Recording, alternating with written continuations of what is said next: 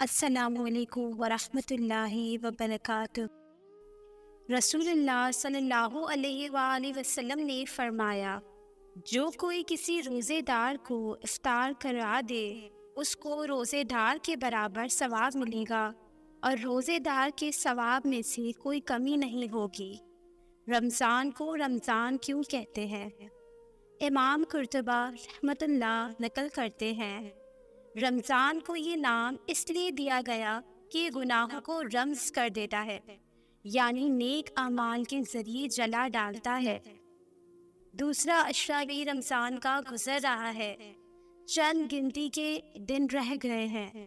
اپنا محاسبہ کیجیے، ہر روز کسی ایک نماز کے ساتھ سچے دل سے رو کر استغفار کیا کریں۔ اپنے گناہوں کی معافی مانگنا بہت ضروری ہے، دنیا اور آخرت کے سکون کے لیے۔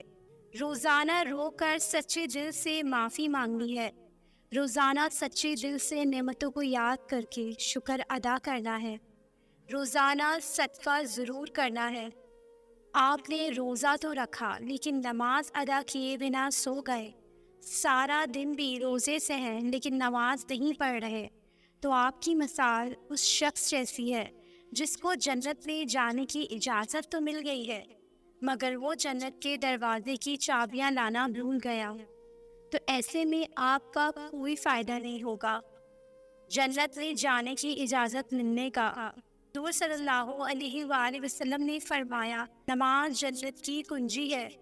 نماز پڑھا کر اللہ پاک کو آپ کا ایسا روزہ نہیں چاہیے جس نے محض منہ بند کیا جائے، کھانا پینا بند کیا جائے۔ اللہ پاک کو آپ کی ایسی پیاس بھی نہیں چاہیے جس میں عبادت ہی نہ ہو۔ یا ربنا، اپنے بندوں پر رحم فرمائیے، ہمیں بخش دیجیے، اشرائے مغفرت میں ہمیں بخش دیجیے، ہماری آپس میں ایک دوسرے کے لیے اور اپنے دین کے لیے اصلاح فرما دیجیے، تمام مصیبت زداؤں کی مصیبتیں دور فرما دیجیے، ہمیں امتحانوں اور آزمائشوں میں مبتلا نہ کیجیے، بے شک آپ ہی سب کے لیے کافی ہیں۔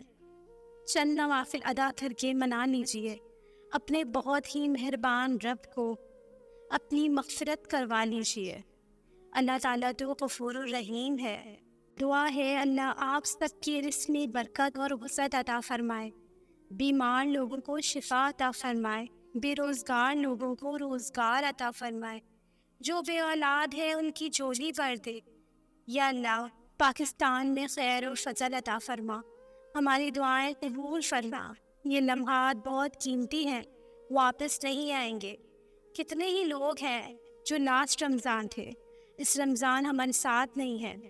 اگر یہ زندگی ضائع ہو گئی تو اس دنیا میں آنے کا دوسرا چانس ہمیں نہیں ملے گا، اس لیے لوٹ آئیں اپنے رب کی طرف، ابھی بھی دیر نہیں ہوئی، بس ایک قدم اٹھا لیں، باقی کی منزل اللہ آسان فرمانے والا ہے انشاءاللہ۔ رمضان المبارک کا دوسرا اشرا مغفرت کا ہے، استغفار کی تجویز زیادہ سے زیادہ کیجیے۔ استغفر اللہ ربی من کل ذنب واتوب الیہ، میرے رب میں اپنے گناہوں کی مغفرت چاہتا ہوں، تیری جانب پلٹتا توبہ کرتا ہوں۔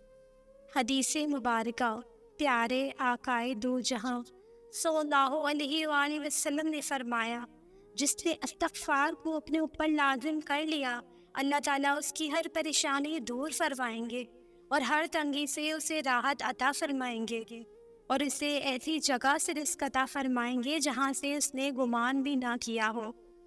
دنیا آپ کو ہر مقام پر توڑ دے گی، آپ اللہ سے جڑ جاؤ، یقین مانو کبھی آپ کو ٹوٹنے نہیں دے گا۔ اس کا قرب حاصل کا بہترین طریقہ تہجد کی نماز ہے۔ سحری کے لیے اٹھنا تو ہوتا ہی ہے، تو چند منٹ پہلے اٹھ کر اپنے رب سے کچھ باتیں کر لیا کریں، ایسے ہی جیسے ہم ماں بہن سے دکھ شیئر کرتے ہیں۔ یقین مانی وہ سب بہتر کرنے والا ہے۔ جو سکون اس سے بات کر کے ملتا ہے انسان سے بات کر کے نہیں ملتا۔ وہ درد سمیٹ لیتا ہے، وہ آنسو چن لیتا ہے، وہ اپنی رحمت میں چھپا لیتا ہے اپنے ان بندوں کو جو اس کے در پر اپنی آس اپنی فریادیں لے کے جاتے ہیں۔ رمضان المبارک کا پیارا مہینہ ہے اور رب روزے داروں کی دعائیں رد نہیں کرتا۔ آپ بھی مانگ لو، اس سے اس کی رضا مانگ لو، بے شک کہ جس کو اس کی رضا مل جائے وہ پھر کسی شے کا محتاج نہیں رہتا۔ اللہ تو ایسا کریم ہے، ایسا رحیم ہے، ایسا مہربان ہے کہ وہ نہیں دیکھتا کہ بندہ کتنا گندا اور داغدار ماضی گزار کر آیا ہے۔ وہ تو بس خوش ہو کر دیکھتا ہے کہ میرا بندہ پلٹ کر آ گیا ہے، اس کو خوش کرنے کے لیے پلٹ آئے اور نیکی میں بڑھتے جائے۔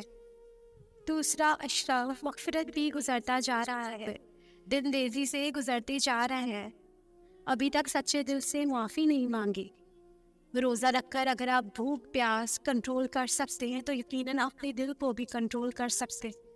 جس دل میں نفرت، بغض، جذبہ انتقام، کینہ، حسد جیسے موذی امراض ہوں، ایسے لوگ ذہنی سکون سے محروم ہوتے ہیں، اور جب تک ذہنی سکون حاصل نہ ہو عبادت میں مزہ نہیں آتا، نیکیوں کا شوق نہیں بڑھتا، اور دل میں نفرت اور کینہ رکھنے سے اللہ تعالیٰ مغفرت بھی نہیں فرماتے۔ لہٰذا اپنے دل کو بدبودار اور اذیت دینے والا مت بنائے۔ نفرت، غصہ، حسد اور انتقام لینے کی آگ بہت اسٹرانگ ہوتی ہے، تو آپ اپنا ریلیشن اللہ سے اسٹرانگ کریں، آپ اللہ سے محبت کریں۔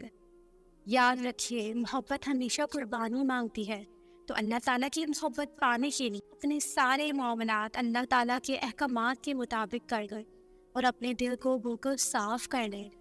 اس ماہ میں تمہارا سانس لینا تسبیح اور تمہارا سونا عبادت میں شمار ہوتا ہے۔ اس سے بڑھ کر اس ذات ذوالجلال کی اپنے بندوں پر کیا لطف و کرم ہو سکتا ہے کہ انسان کوئی عمل بھی نہیں کر رہا مگر رب اس قدر رؤوف ہے اپنے بندوں پر کہ انہیں اجر پہ اجر دیتا جا رہا ہے۔ اللہ تو دیکھ رہا ہے، اللہ تو سن رہا ہے، اللہ قبول کر رہا ہے، اللہ نواز رہا ہے۔ یہ صرف الفاظ میں نہیں بلکہ کسی بے بس کے لیے امید ہے، کسی پریشان حال کے لیے خوشی ہے، کسی اکیلے کے لیے ساتھ ہے، کسی روتے کے لیے آس ہے، کسی گمراہ کے لیے تاکید ہے، اور کسی ظالم کے لیے دھمکی ہے۔ آج کا روزہ بھی گزرنے کے قریب ہے کہ ہم نے اپنے غصیب رب سے، رحیم رب سے، غفور رب سے معافی مانگ لی، جہنم سے آزادی اور جنت کا داخلہ مانگ لیا۔ سوچے، محسوس کرے اور جو رب سے چاہے مانگ لے۔ اپنے پیارے اور مسلمانوں کے لیے دعائیں کرے کہ یہ رمضان کا مہینہ ہے اور ہم روزے کی حالت میں ہیں، قبولیت ہی قبولیت کا سماں ہے۔ آنکھ نم ہو تو درود بہار ہے، خیال ویران ہو تو درود رونق ہے، سوچ اداس ہو تو درود تازگی ہے، فضا مایوس ہو تو درود امید ہے، وجود تلخ ہو تو درود شہد ہے، اور دل مردہ ہو تو درود زندگی ہے۔ صلی اللہ علیہ وآلہ وسلم۔